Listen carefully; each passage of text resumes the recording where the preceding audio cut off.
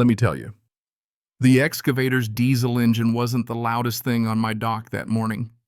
It was the 8 HOA board members, all suited up like Wall Street bankers, crowding behind Lysandra Hawthorne. And Lysandra, well, she didn't just walk onto my dock. She arrived, waving a demolition order in one hand like a warrant for my soul, her manicure flashing as if that was her badge of office. "Demolition begins in 47 seconds, Mr. Blackwater," she announced, checking her Cartier watch with the kind of drama you usually see at auctions, not demolition sites. Yeah, that happened. The excavator's bucket was already swinging an operator, looking a little too eager until I took out my phone, cool as ever. 12 years of military tribunals had taught me never let them see you sweat. I didn't dial 911. No, I called in something a little more interesting. Code 77 Alpha. I said clear and loud enough for Lysandra to hear, "This is Garrison Blackwater Authentication Delta 997. Active violation of the Federal Maritime Protection Act, Section 12B. Weapons trafficking suspects attempting to destroy evidence coordinates 30.714 north, 86.213 west." You should have seen her face. For a split second, her smile almost cracked. She tried to laugh it off, said the law didn't exist. Nice try, Mr. Blackwater. And you know what? She was right. Section 12B doesn't exist, at least not in any book she's ever read. I would know I wrote the actual Maritime Protection Act. Every word, every loophole designed to make crooks like her hang themselves. So I just pocketed my phone as right on cue, the Coast Guard came sliding in, choreographed like a ballet. Section 12B doesn't exist, I told her, but this investigation does. And as federal agents swarmed the dock, board members started slipping and sliding in their $2,000 shoes, looking for exits that didn't exist anymore. Now let me back up a sec, because 72 hours earlier, I was just a guy with a box of kitchen stuff moving into what I thought was a sleepy waterfront cabin. The realtor had been weirdly specific about timing 2:15 p.m. on the dot. Not 2, not 2:30. At the time, I thought it was just real estate being fussy, but when Lysandra's Maybach rolled in at 2:16 p.m., I started to get it. This cabin had 4 commercial boat slips, concrete pilings deeper than Fort Knox, and a basement lock that belonged on a missile silo. The previous owner, Henderson, was gone.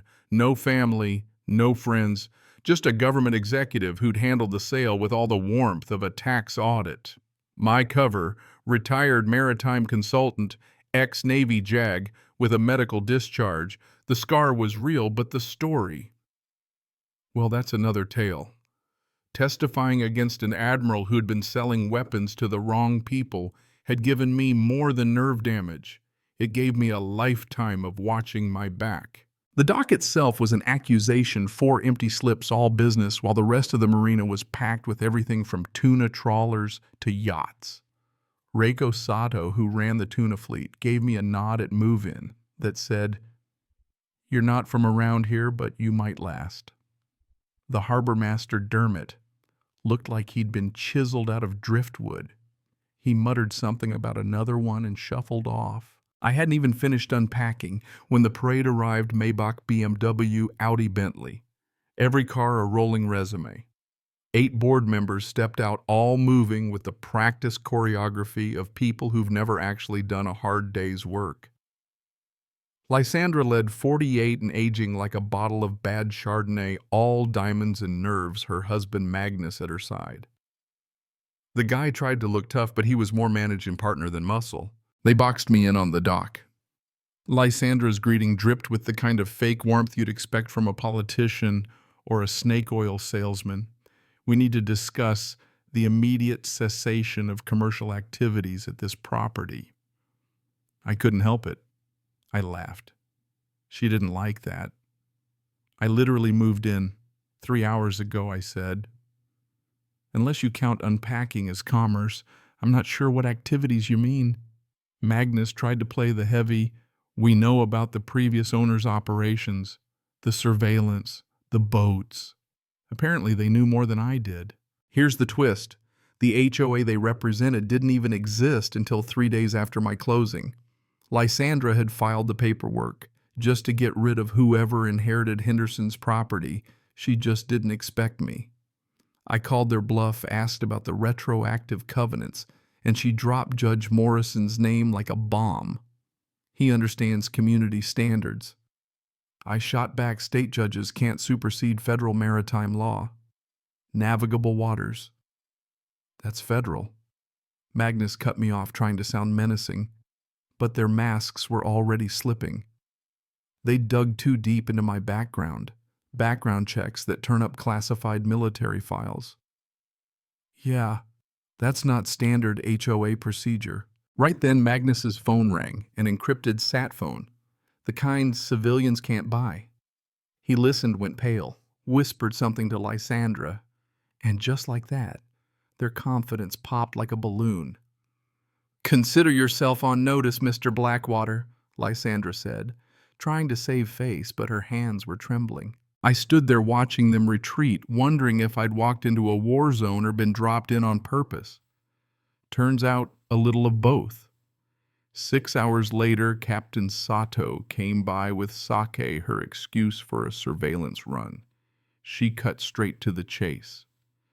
"Your dock's been empty for 6 months. Before that, boats came and went at night. Submarines. Mr. Blackwater, not drugs, metal, weapons.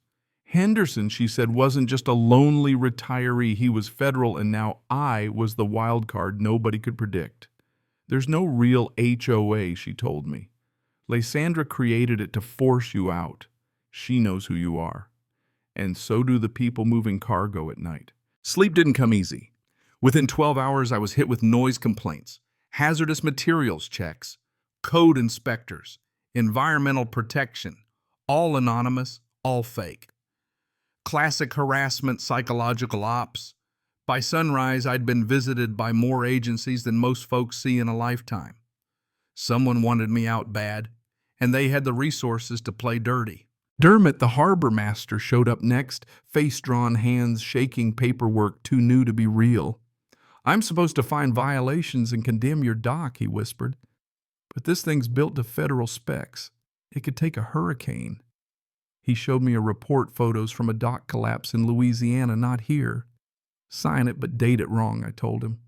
That would buy me a day and cover him from retaliation. With my house under siege, I finally broke into the locked basement. Inside, banks of surveillance equipment, sonar radios, logbooks, 15 years worth of coded entries tracking every illegal arrival. Henderson had built a federal case and left it for me. In the last entry, he'd written, "They know. Activate Blackwater." My name. Before I'd even arrived. I wasn't a random buyer, I was bait. That night, a cigarette boat came roaring up. 3 men stepped out, military training, criminal intent. The leader, all scars and steel teeth, handed me a photo from my time testifying against Admiral Morrison. "You cost certain people a lot of money," he said. "We're not here to kill you. We want to hire you.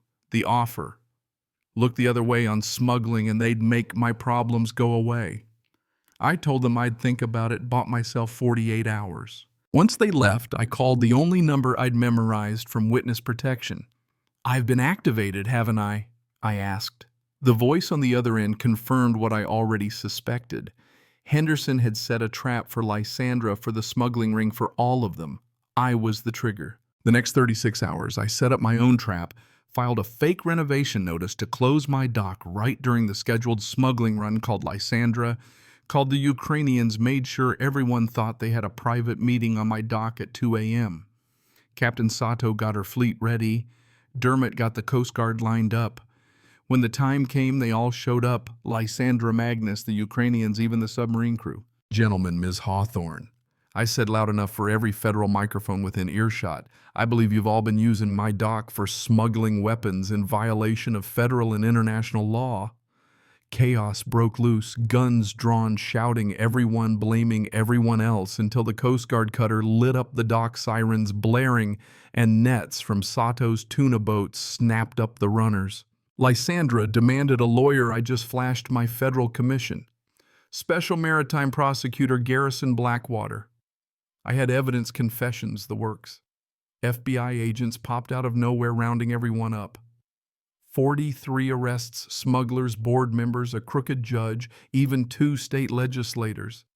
The submarine, $40 million in weapons. The cigarette boat, $10 million in cash and gold. The criminal enterprise over. And what came next? That's the part nobody ever talks about, but it's the best part.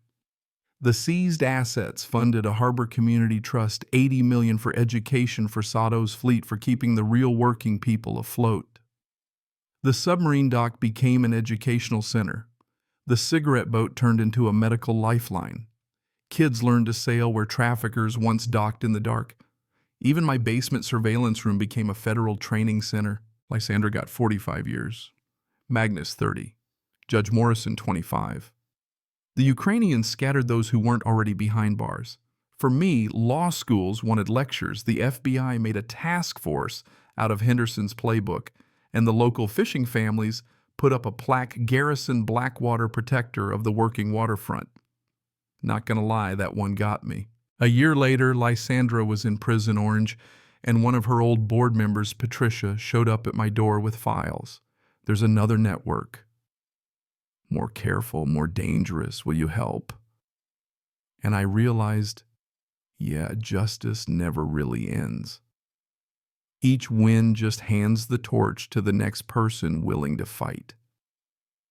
Henderson built the system. I sprang the trap.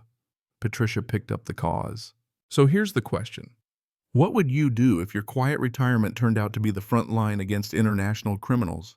Would you walk away, fight, or find a way to make the whole system stronger? Drop your thoughts down below, because justice doesn't happen by accident. And if you've ever tangled with a corrupt HOA or just care about what's right and wrong, share your story.